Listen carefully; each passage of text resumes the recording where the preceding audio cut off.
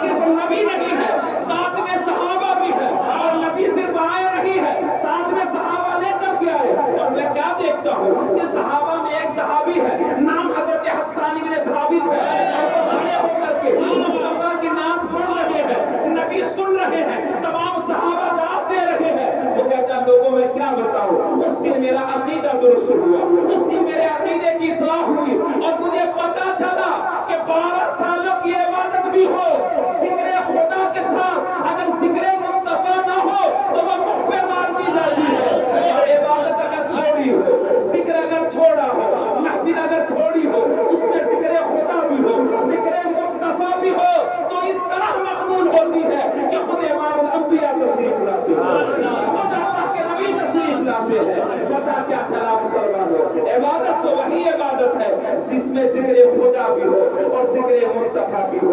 یہ تو سعادت آپ کی ہے کہ ہمارے علماء مصطفیٰ کی نعت سنا رہے ہیں اور آپ بیٹھ کر نعت مصطفیٰ سن رہے ہیں۔ یہ آپ کی سعادت ہے کہ اللہ نے آپ کو یہ نیک بختی آپ کے مقدر میں لکھی ہے، ورنہ آپ کی آبادی اتنی مختصر تو نہیں ہے، یہ آواز صرف یہاں تک تو محدود رہی ہے، نہ جانے کہاں کہاں تک آواز جا رہی ہے، لیکن ان جانے والوں میں آپ کو اللہ نے آنے والا بنایا ہے۔ یہ آپ کا مقدر ہے۔ اللہ تعالیٰ آپ کے نصیبے کو اور بلند کرے، اللہ آپ کی اس مختصر سی حاضری کو قبول اور منظور فرمائے۔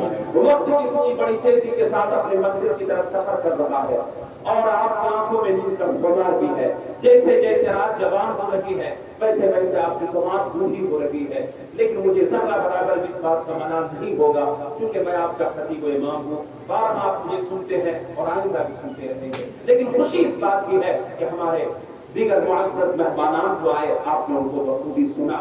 حالانکہ یہ میری معلومات میں یہ بات یہاں آئی کہ اتنے تمام تر مقدس شعراء تشریف لا رہے ہیں، اگر میری معلومات میں یہ بات پہلے رہتی تو جمعہ بھی اس کا اعلان ہو جاتا، تو اس سے اور بھی سامعین کی موجودگی ہو جاتی، مجھے زیادہ بہتر ہوتا۔ خیر جتنے لوگ آئے ہیں اللہ تعالیٰ سب کے آنے کو قبول کرے۔ اللہ تعالیٰ نے ہمیں اور آپ کو، ہم سب کو جو دین عطا کیا وہ مذہب اسلام، اور اسلام ایک مکمل کوڈ آف لائف، مکمل ضابطۂ حیات۔ وقت اتنا متحمل نہیں کہ بہت زیادہ میں گفتگو کروں، اس کو سمیٹ کر کے بس آج کے حوالے سے دو چار باتیں بتا دوں۔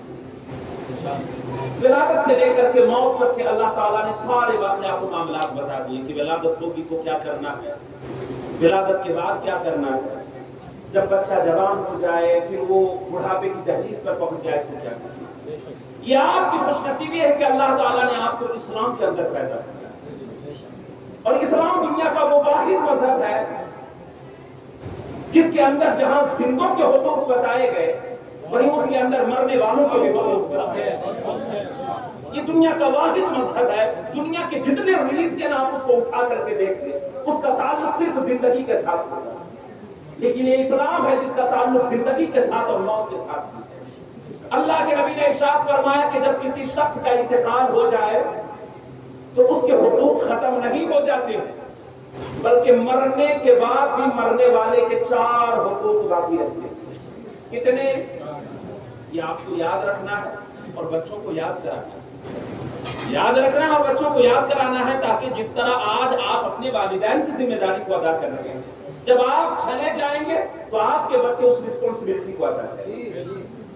تو جب کوئی شخص انتقال کر جائے تو اس کے 4 حقوق اس کے اہل خانہ کے اوپر، ان کے بچوں کے اوپر، ان کے احباب کے اوپر، رشتہ دار کے اوپر باقی رہتے ہیں۔ 4 حقوق۔ جناب یاسین صاحب دنیا سے چلے گئے، 4 حقوق ان کے بچوں کے ذمہ، ان کے اہل خانہ کے ذمہ۔ سب سے پہلا حق مرنے والے کا جو ہوتا ہے کہ اسلامی طور طریقے پر اس کی تجہیز و تکفین و تدفین کرے، انہیں غسل دے، اسلامی لباس جو کفن کے لیے وہ لباس دے، اور اسلامی طور طریقے پر اس کی تدفین کے معاملات کو عمل دے۔ یہ پہلا جو حق ہے یہ بیٹا ادا کرے نہ کرے، محلے والے پڑوس والے کوئی نہ کوئی اس کو ادا کر ہی دے گا۔ اگر اس کا کوئی نہیں موجود ہو تو پڑوسی کو لوگ مل کر کے اس کو ادا کر دیتے ہیں، یہاں رکاوٹ نہیں آتی۔ یہ پہلا حق کہ مرنے والے کو اسلامی طور طریقے پر اس کی تجہیز بھی ہو، تکفین بھی ہو اور اس کی تدفین بھی ہو۔ مرنے والے کا دوسرا حق کہ اس کی روح کو اصحال ثواب کیا جائے۔ اللہ کے نبی ارشاد فرماتے ہیں کہ جس طرح ماہی بے آب پانی کے لیے تڑپتی ہے. حضور نے فرمایا، یہ حدیث کے لفظ ہے کہ فرمایا جس طرح ایک مچھلی پانی کے بغیر تڑپتی ہے کہ کہیں سے پانی مل جائے، فرمایا اسی طرح مرنے والا اپنی قبر سے تڑپتا ہے کہ کسی کے ہاتھ میری مغفرت کے لیے اٹھ جائے، میری دعائیں مغفرت کے لیے کوئی ہاتھ اٹھا دے. قبر میں جو ہی وہ جاتا ہے وہ پلٹ پلٹ کر کے اور تڑپ تڑپ کر کے اپنے اہل خانہ کی طرف دیکھتا ہے کہ کوئی میرے لیے ہاتھ اٹھا دے، میری اولاد ہو، میرا بیٹا ہو، میری بیٹی ہو، میرے اہل خانہ میں سے کوئی ہو مجھ سے محبت کرنے والا ہو اور وہ ہاتھ اٹھا کر کے میری روح کو ایصال ثواب کرے.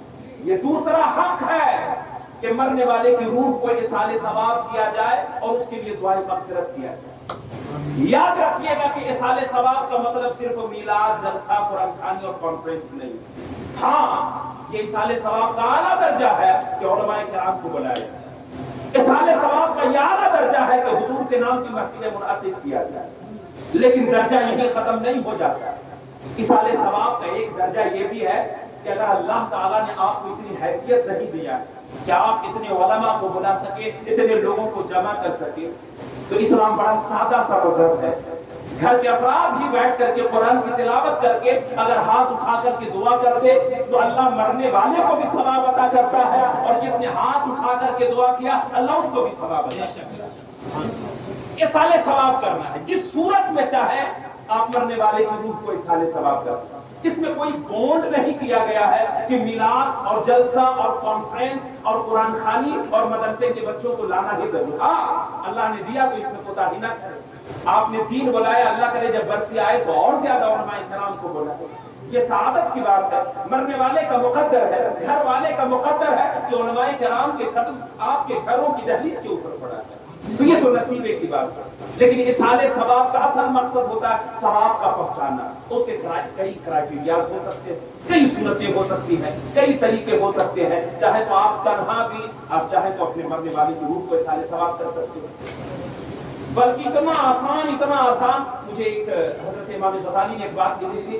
ایک شخص کا معمول یہ تھا کہ جب اس کو مزدوری ملتی تھی وہ اپنی مزدوری کا کچھ حصہ نکال کر کے اپنے والدین کی روح کو ایصال ثواب کرتا، غریبوں میں خرچ کرتا. ایک مہینہ ایسا ہوا کہ اس کو اس کی مزدوری نہیں ملی. اب وہ بڑا حیران تھا کہ یار میں اپنے ماں باپ کی روح کو ایصال ثواب کرتا تھا اور تنخواہ مجھے ملی نہیں، سیلری مجھے ملی نہیں، تو میں کروں تو کیا کروں. ایک عالم کے پاس گئے، کہا حضور اس مہینے مجھے تنخواہ نہیں ملی اور میرا معمول تھا کہ میری تنخواہ ملتی تھی تو میں اپنے مرنے والے کی روح کو ایصال ثواب کرتا تھا، غریبوں کو کھلاتا تھا، فقراء اور مساکین کو کھلاتا تھا. تو میرے پاس تو پیسے ہے نہیں، میں اپنے مرنے والے کی روح کو ایصال ثواب کیسے کروں.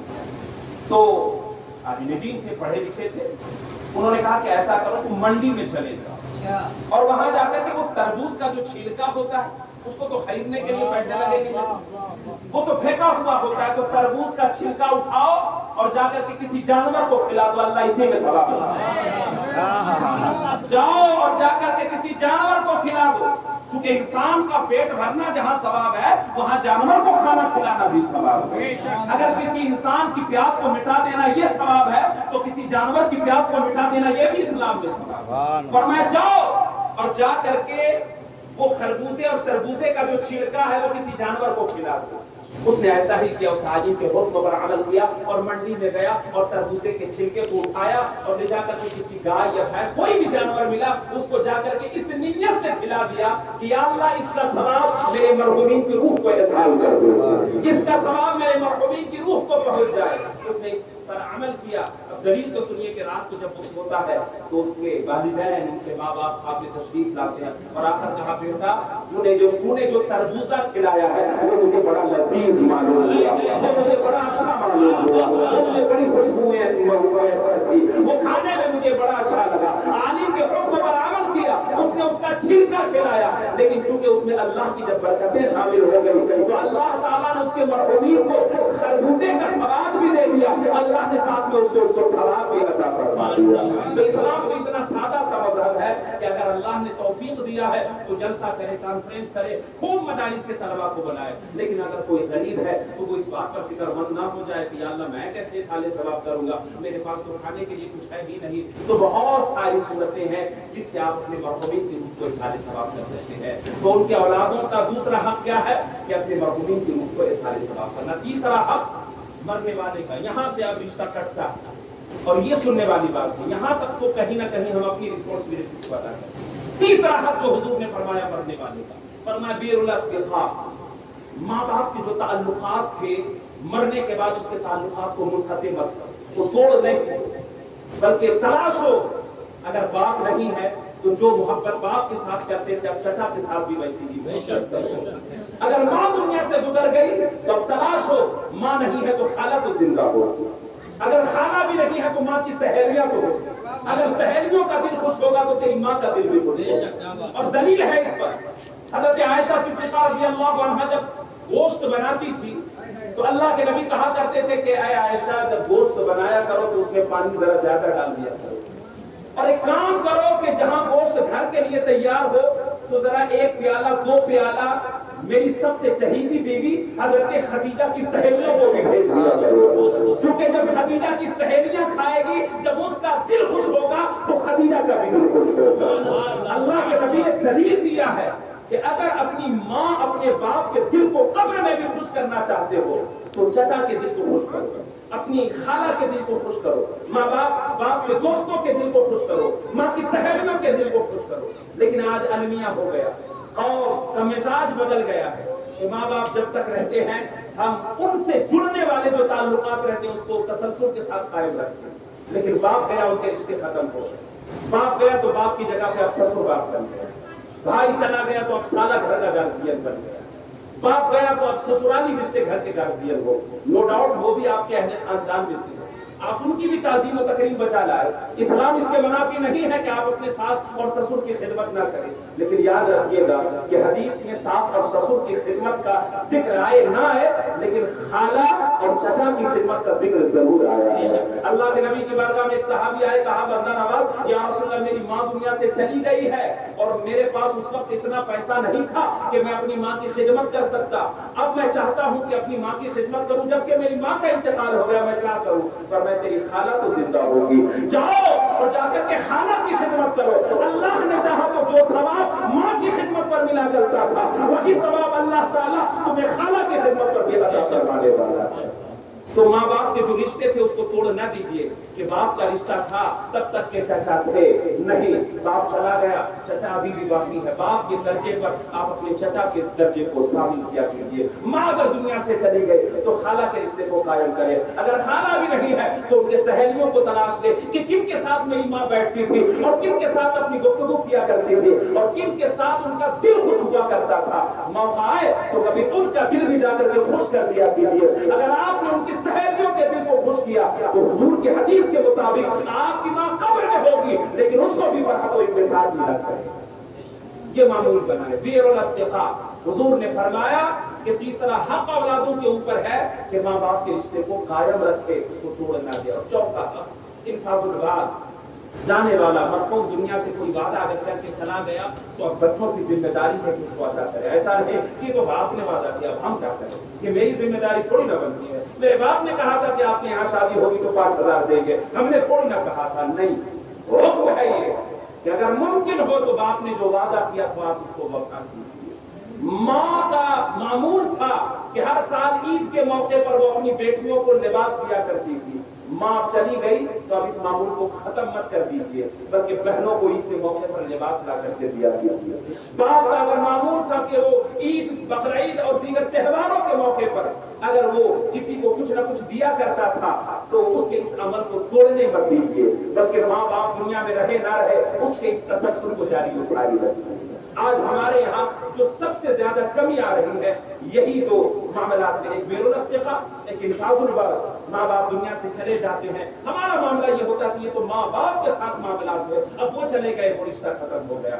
नहीं, हुजूर ने फरमाया कि मरने वाले के 4 हुकूक मरने के बाद भी बाकी रहते हैं। पहला तजहीज़ व तकफीन व तकफीन, दूसरा इसाले सवाब। इसाले सवाब का मतलब भी सिर्फ 50 और 40 और बरसी नहीं है, बल्कि जब जब मौका मिले जहां आप अपनी औलादों के लिए हाथ उठा करके दुआ करें, जुमा की नमाज पढ़े तो जहां आप अपने लिए दुआ करें वहीं साथ ही अपने मरहूमीन की रूह को भी इसाले सवाब किया करें। और बिरुल अस्तिक़ा, रिश्तेदारियां नहीं छोड़ेंगे, मैं उनसे कह रहा हूं बल्कि जितने लोग हैं समझाने के गर्ज से भी कि वालिद गिरामी चले गए, अब उनके जो भाई है तो उनको उसी दर्जे पर ला करके रखें। इसी तरह किसी की माँ चली गई तो उनको चाहिए कि अपनी खाला को या उनकी सहेलियों को उसी दर्जे पर रखें। यासीन साहब चले गए, अगर उनका मामूल था कि हर साल ईद के मौके से अगर वो किसी को लिबास देते थे या कुछ रकम मदद की सूरत पर देते थे, तो अब आपकी जिम्मेदारी बनती है कि बाप के सामान को जारी रखिए, और जब तक कि आपकी हयात बाकी रहे आप इस पर अमल कीजिए। फायदा ये होगा किसी